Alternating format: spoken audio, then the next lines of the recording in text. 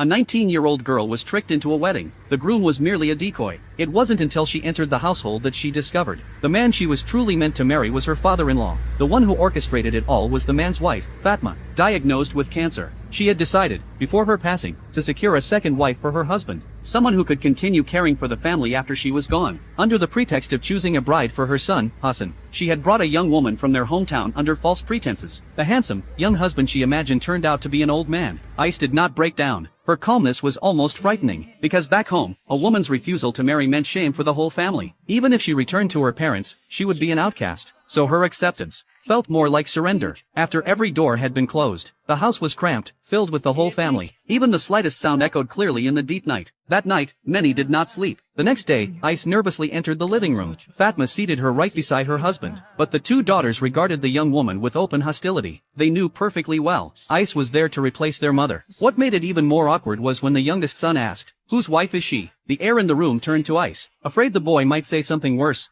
Fatma hurried him off to school with a packed lunch. Hassan, the supposed groom, also made an excuse to leave. Soon after, Fatma was admitted to the hospital. Unlike her daughters, Fatma grew closer to Ice, which only deepened the girl's resentment. On the way back, the two sisters deliberately spoke ill of Ice in German, a language Ice didn't understand. Their targeted malice was too much even for Hassan, but Ice had no strength to fight back. She could only endure in silence. When the car held only her and Hassan, the young woman finally spoke the words she had been holding in. This was not the marriage she wanted. But Hassan wasn't prepared to pay the price of defiance either. Ice not only took over Fatma's duties, but also cared for the sick woman. Her attentiveness was almost tender, a kind of gentleness offered in exchange for security in a foreign land. Kemal, the father-in-law, was quite pleased with the wife he had been given. Yet in the quiet of the night, the faint sounds from the next room made Fatma clench the bedsheets in silent anguish. If there had been any other way, she would never have made this choice. After all, what woman wishes to share her husband? In the world she had accepted, the only thing a woman could ever control was never her own fate, but the fate of another woman. Not long after, Ice became pregnant. Mustafa was overjoyed. The man had quietly accepted his wife's arrangement, never refusing the benefits the system afforded him, yet bearing none of the blame. To lend legitimacy to the coming child, Hassan made a point of accompanying Ice, her belly now rounded, to the supermarket.